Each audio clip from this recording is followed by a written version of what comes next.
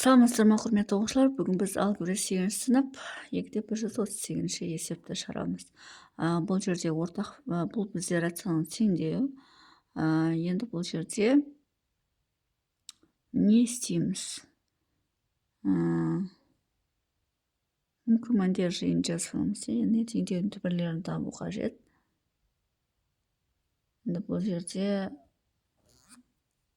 мүмкін мәндер жиыны. А тең емес 0-ге, А тең емес минус x-ке, А тең емес минус 2x. А тең, теңдің уже минус 2x болып өтсе.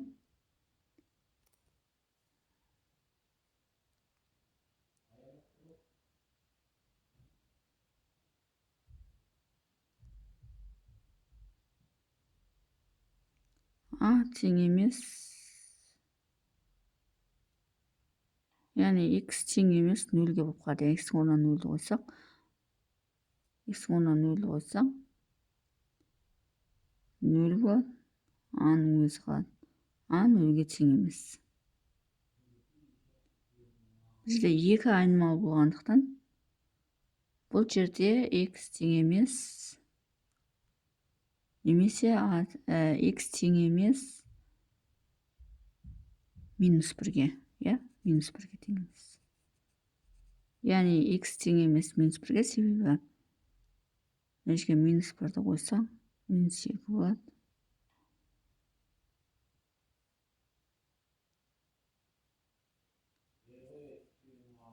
Екі x тең А болсын, А минус А болсын.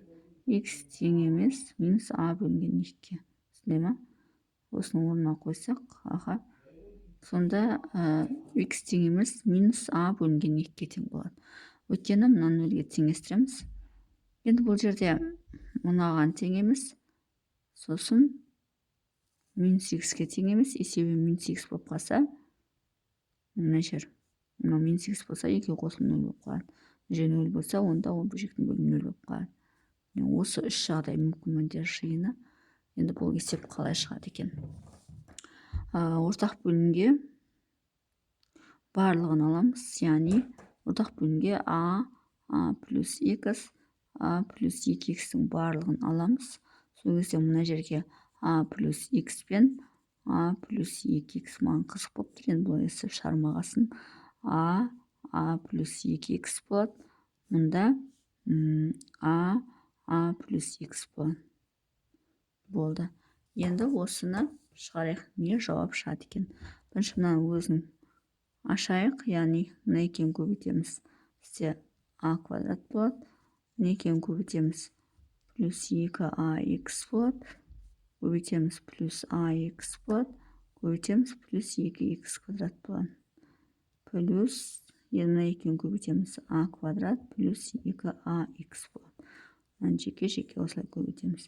Енді мына жерде мынаны көбейтетін болсақ, плюс а квадрат плюс ax тең 0. Яғни мынаны көбейтеміз. Енді не істейміз? Ұқсас мүшелерді біріктіреміз. А квадрат бізде 3а квадрат болады.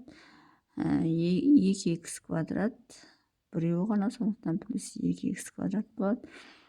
2ax 3ax 2ax, яғни 2ax 3ax болады, 5ax плюс 6ax болады. Барлығы жазылып қойдым, тең 0.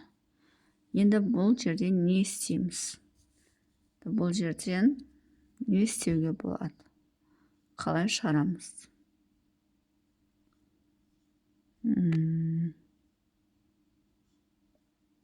2х квадрат плюс 6ax плюс 3а квадрат тең 0 деп алайық.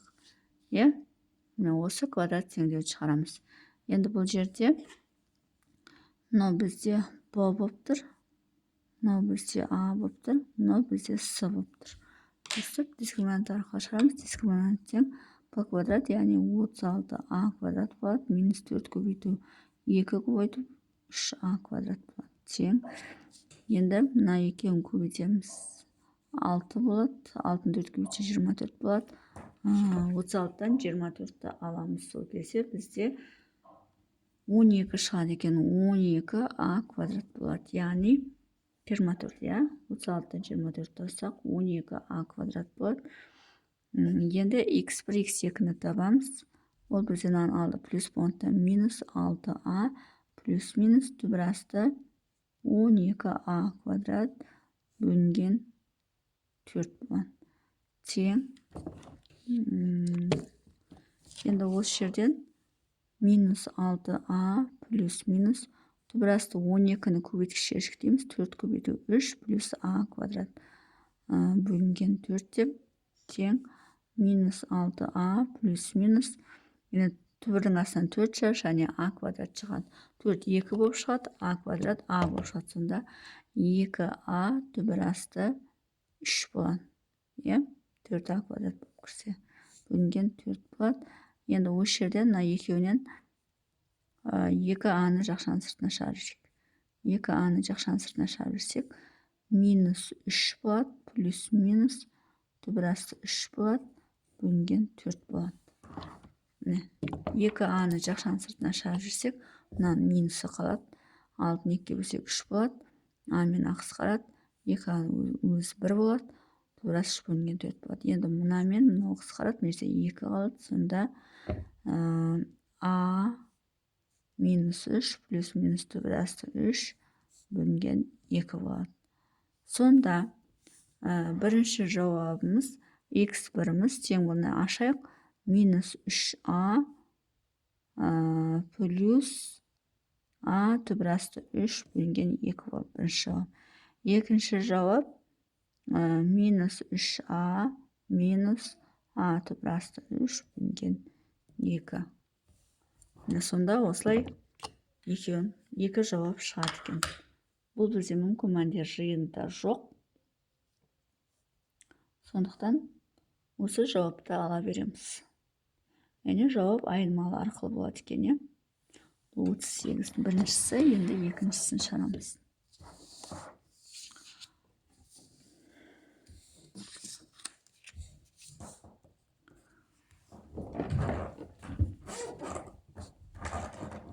Так, екіншісі.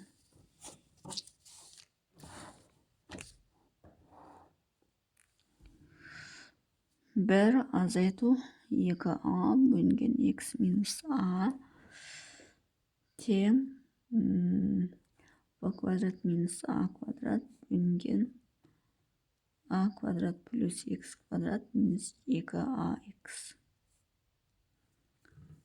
Енді бұны былай жазуға болады. Бір азайту 2а бөлінген x минус а тең мына екеуін а минус x-тің квадраты деп жазуға болады. b квадрат минус а квадрат. Немесе x минус а-ның квадраты деп жазуға болады. Айырмашылығы жоқ. Қалай жазсақ та, себебі квадрат болғандықтан ол өзгермейді. Яғни не істеп жатырық?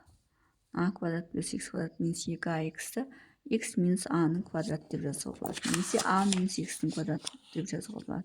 Біз x минус а-ны аламыз, себебі мына жақта x минус а бар.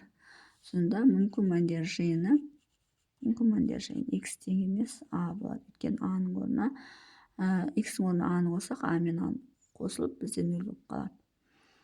Енді ортақ бөлімге x минус а-ның квадратын өзін аламыз. Мына жерге x минус а түседі, мына жерге 1 түседі. Мынау бізде x квадрат минус 2ax плюс а квадрат болады. Минус 2ax болады. Мынаны көбейтетін болсаң. Минус пен минус плюс болады. 2а квадрат болады. Тең демек минус тек, себебі b квадрат теңдіктің сол жағына минус b квадрат болып өтеді. Минус а квадрат теңдіктің сол жағына плюс а квадрат болып өтеді. Тең 0 болады. Енді осы жерде ұқсас мүшелерді біріктіреміз. X квадрат біреу, сондықтан өзі жазылады. Минус 2ax, минус 2ax, минус 4ax болады. Плюс а квадрат, плюс 2а квадрат бізде 3а квадрат болады. А квадратпен плюс 4а квадрат болады. И бізде тағы да болады деген бар ма?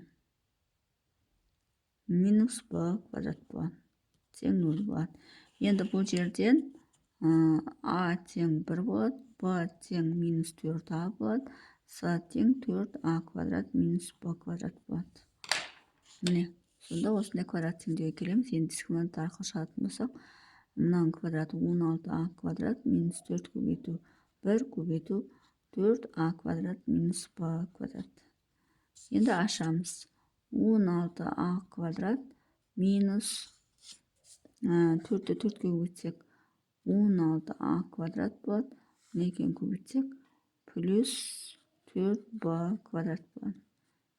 Яғни мына екеу минус 16a квадрат, мына екеу плюс 4b квадрат. Мына екеу жойылады, бізде сонда 4b квадрат болады. Ол бізде 2b-ның жақшаның сыртында квадраты деген сөз. Яғни дискриминант 2b-ның квадраты шығады. Енді бұл жерден x1, x2-ні табатын болсақ, мынаның берілгенде 4ax-тің алды минус болғандықтан плюс 4a деп жазамыз. Плюс минус түбір астыда 2b-ның квадраты болып тұр. Дискриминант олай болатын болса, ол бізде 2b-ны береді, бөлінген 2-ні береді.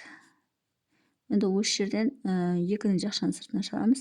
2a плюс минус b бөлінген 2 болады. Номинал қысқарады, сонда 2a плюс минус b болады. Енді осы жерден x1-іміз 2a плюс b болады, x2-іміз 2a минус b болады. Осында екі жауапты аламыз. Бұлар бізде мүмкін мәндер жиынында жоқ, сондықтан жауап осы күйінше алына береді. Енді айнымалылар қалай болады, ол қалай жауапқа кіреді десе, осылай дискриминантқа келтіріп шығара береді екенбіз. Бұл бізде екіншісі, енді үшіншісін шығарамыз.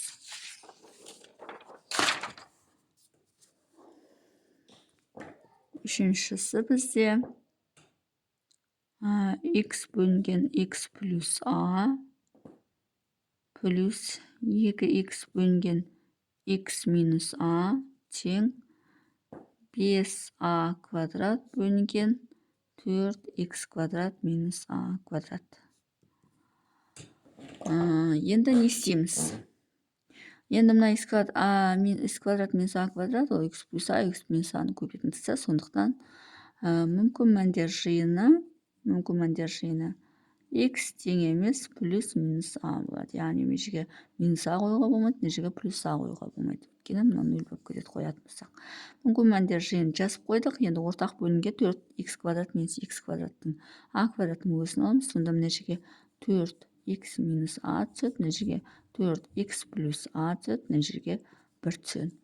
Енді көбейтетін болсақ, 4x квадрат болады, минус 4ax болады, плюс 8x квадрат болады, 4-ге 2-ні көбейтсек 8x квадрат, плюс 8ax, 8ax.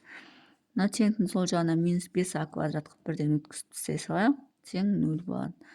Енді осы жерден 4x квадрат пен 8x квадрат қосылып бізде 12x квадратты береді.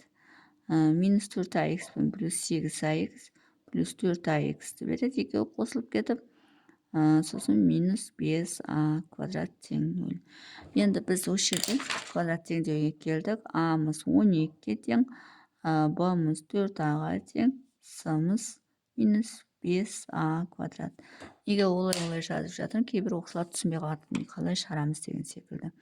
Дискриминант тең b-ның орнына 4a-ның квадраты 16a квадрат болады, минус 4 көбейту a-ның орнына 12, с-ның орнына минус 5a квадрат болады, тең 16a квадрат. Енді мынады көбейтеміз, яғни 4-ті 5-ке көбейтсек 20 болады. 20-ны 12-ке көбейтетін болсақ 240 болады. Плюс болады, себебі минус пен минусты көбейтсек плюс шығады. Плюс 240a квадрат болады, тең. Енді осы 240-ға 16-ны қосамыз, сонда бізде 256a квадрат болады. 256 бізде 16-ның квадраты, сондықтан 16 аны жақшансырында квадраты деп ала берсек болады. Енді x1 x2-ні табамыз. Мына жерде минус болғандықтан плюс жазылады. Мына жерде плюс болғандықтан минус жазылады. Минус 4а плюс минус енді 16а болады, өйткені дискриминант бөлінген 2а болады, 12 тең. Енді осы жерден не істейміз? Мына екеуінен так 24. Енді былай.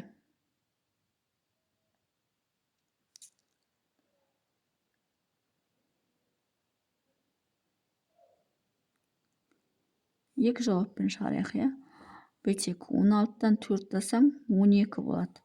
12аны 2 көбейді 12-ге бөлеміз. 12 мен 12 қысқарып кетіп, а бөлінген 2 қалады. Сонда бірінші жауабы а бөлінген 2 болады. Екінші жауабы минус 16-ға 4 қоссақ 20а болады. Бөлінген 2 көбейді 12. Енді 2-ге бөлсек 10 болады. 2-ге бөлсек 5 болады. 6 болады. Минус 5а бөлінген 6. Міне осындай екі жауап шығады екен. Яғни а бөлінген 2 және минус 5а бөлінген 6. x1 x2-міздің мынау x1 болады, мынау бізде x2 деген жауапты береді. Бұл мүмкін мәндер жиында жоқ, сондықтан жауапты осылай ала берсек болады. Бұл бізде үшінші есеп, енді төртінші есепті шығарамыз. Төртінші есеп 2x x плюс b минус x b минус x тең b квадрат бөлінген 4x квадрат минус b квадрат. Енді не істеуге болады? Так, 2x бөлінген мынаны b плюс x деп жазайық. Минус x бөлінген мынаны b минус x деп жазайық. Тең мынаны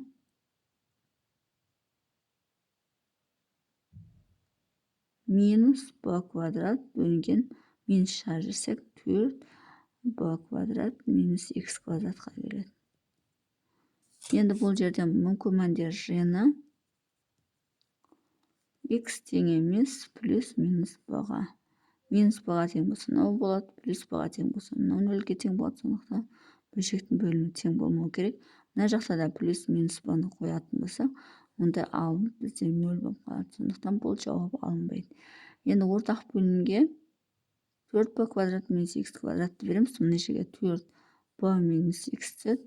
Мына жерге 4b плюс x түседі. Мына жаққа 1 түседі. Енді 2-ге 4 төгілсек 8x b болады. Минус 8x квадрат минус 4bx минус 4x квадрат. Минус b квадрат енді сол жағына плюс b квадрат болып өтеді, тең 0 болады. Енді осы жерден ұқсас мүшелерді біріктіреміз. Бірінші 8x квадрат пен 4x квадрат қосамыз. Минус 12x квадрат болады. 8x b мен 4x b плюс 4bx береді. Плюс b квадрат тең 0. Енді барлығын минус 1-ге көбейтіп жібереміз, немесе бөліп жібереміз. Сонда 12x квадрат плюс минус болады. 4bx минус b квадрат тең 0. Не істедім? X квадраттың алдына коэффициентті 10 қылып алдым. Сондықтан барлығын минус 1-ге бөлдім, немесе көбейттім. Енді осы жерден a-мыз 12-ге тең болады. b-мыз минус 4b-ға тең болады. с-мыз минус b квадрат болады. Яғни осындай квадрат теңдеуді шығару керек. Бұл теңдеуді шығару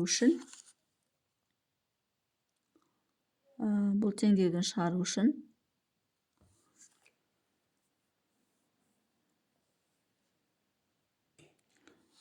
не істейміз? Дискриминант табамыз. b квадрат, яғни мына 4b-ның квадраты 16 b квадрат болады. Минус 4 көбейді a-ның орнына 12-ні жазамыз. 4a-сы мынаның орнына минус b квадрат жазамыз. Тең 16b квадрат плюс 12-ні 4-ге көбейтеміз, 48 болады. 48-ге қосамыз 16-ны, 64, яғни 48b квадрат болады. 48b квадрат болады. 48b квадрат 16-ға қоссақ 64b квадрат болады. Ол бізде 8b-ның жақшан сыртында квадраты деген сөз. Енді x1, x2-ні табамыз. Ол бізде мынанша минус болғандықтан плюс 4b болады. Плюс минус 8b, бірдің астына бөлінген 2 көбейту 12, яғни 24. Енді шығарамыз.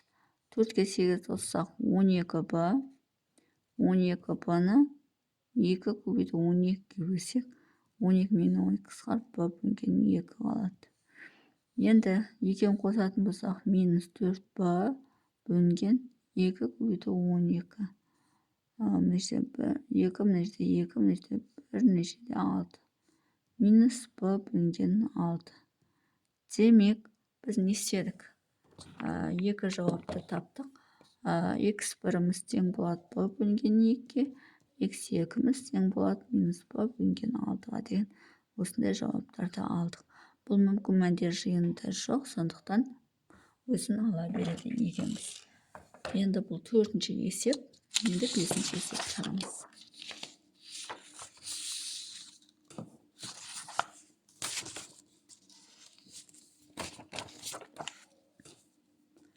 Бесінші есеп x квадрат бөлінген ab минус 2b квадрат тең a минус b бөлінген as квадрат минус 2bs квадрат минус x бөлінген bs. Енді осындай теңдеу берілген. Енді осы теңдеуді шешу үшін не істейміз? Мына жерде x квадрат бөлінген b-ны жақшаның сыртына шығарамыз. a минус 2b болады. Тең a минус b бөлінген, енді мына екеуінен s квадрат жақшаның сыртына шығарамыз. Сонда a минус 2b болады. Минус x бөлінген bs. Енді үшеуінің ортақ мынауы бар. Осыны алуға болады, сосын b-ны алуға болады, сосын бізде с квадратты алуға болады.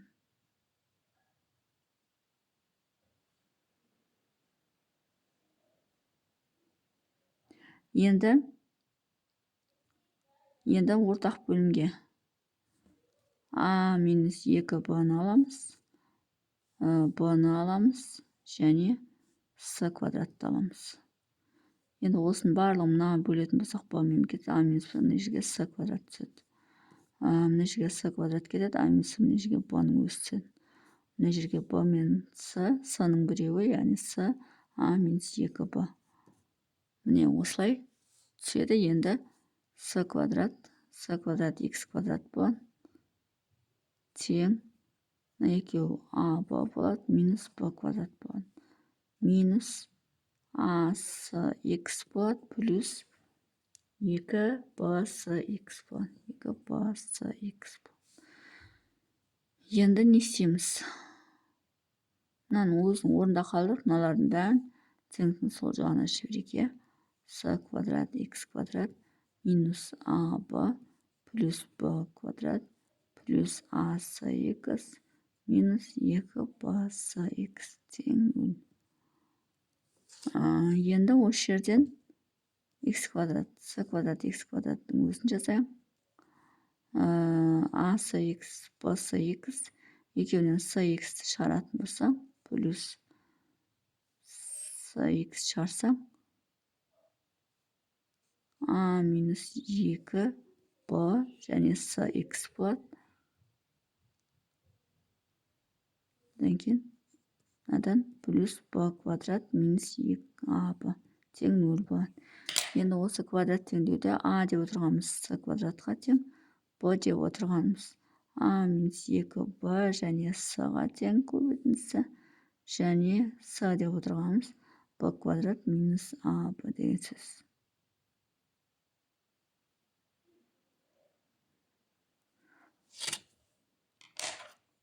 Енді не істейміз? Квадрат теңдеуге келтіреміз. Дискриминант тең мынаның квадраты, яғни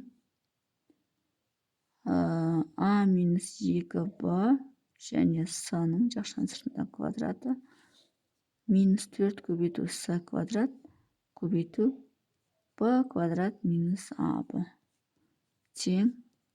Енді не істейміз? Оны квадратын ашамыз. асы минус 2bс жақшаның сыртында квадрат минус 4с квадрат b квадрат минус аб тең. Енді мына екі өрнектің айырмасының квадратына келіп тұр ма, не болып тұрмыз?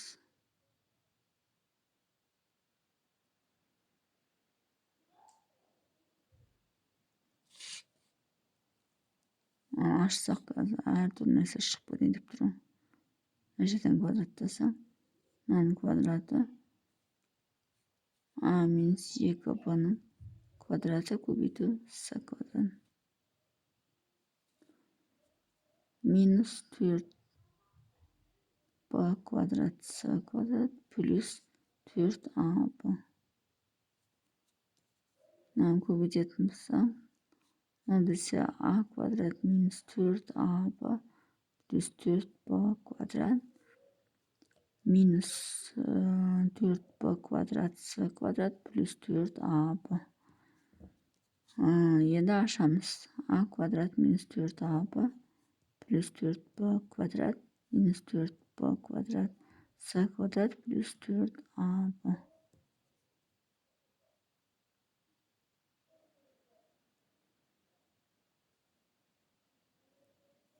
Не болып кетті? а квадрат сол күйінше жазылады. Минус 4аб мен плюс 4аб жойылады. Плюс 4b квадрат минус 4b квадрат жойылады. Плюс с квадрат болады. Яғни дискриминанттың өзі осыған тең болады. Енді x1, x2-ні табатын болсақ, мынаның алды плюс болғандықтан минус болады.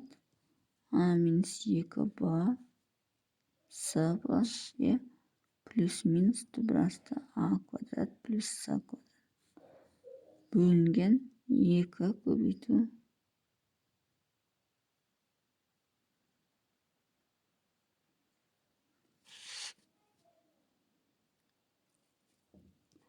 сонда минус асы плюс 2bс плюс минус түбірасты а квадрат плюс с квадрат бөлінген 2. Осы жауапты ала салсаңдар болады. Бұл бізде 5-ші есептің шығарылуы. Енді бір ыңғайсыз, түсініксіз болып қалды. Есеп бөлігінде сондай. Біз ештеңе істей алмаймыз. Енді 6-ші есепті шығарайық. 6-ші есеп x квадрат плюс 1 бөлінген n квадрат x минус 2n минус 1 бөлінген 2 минус n x тең x бөлінген n. Енді осы жерден ортақ бөлімге нені шығарамыз? n-ді шығарамыз, x квадрат плюс 1 бөлінген n-ді шығарсақ xn минус 2 болады. Мына екен орын ауыстырып жіберіп минусқа көшірсек, мына плюс болады. 1 бөлінген nx минус 2 болады. Мына екеуі бір нәрсе ғой. X пен n-нің орнында айырмашылық жоқ. Бөлінген x. Енді не істейміз? Ортақ бөлінген мынаны n xn минус n осының өзін аламыз. Өз-өзіне бөлсек 1 болады. Мынаған бөлсек n түседі. Мынаған бөлсек xn минус 2 түседі. Енді ашайық. X квадрат плюс 1 плюс n тең x квадрат n минус 2x. Мынаны бір тетін сол жағына өткізсек, x квадрат плюс 1 плюс n минус x квадрат n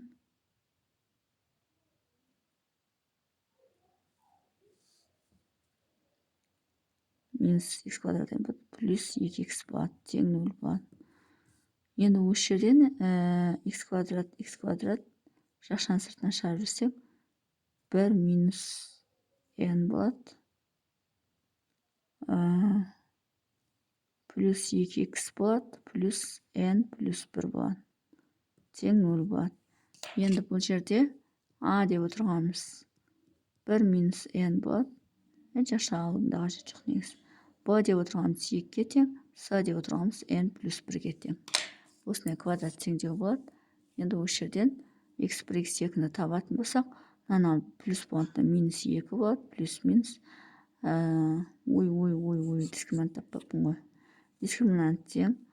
b-ның квадраты 4 болады, минус 4 көбейді a-ның орнына 1 минус n-ді жазамыз, көбейді с-ның орнына 1 плюс n-ді жазамыз. Тең 4, азайту 4, 1 минус n квадрат болады, тең. Енді ашайық осыны.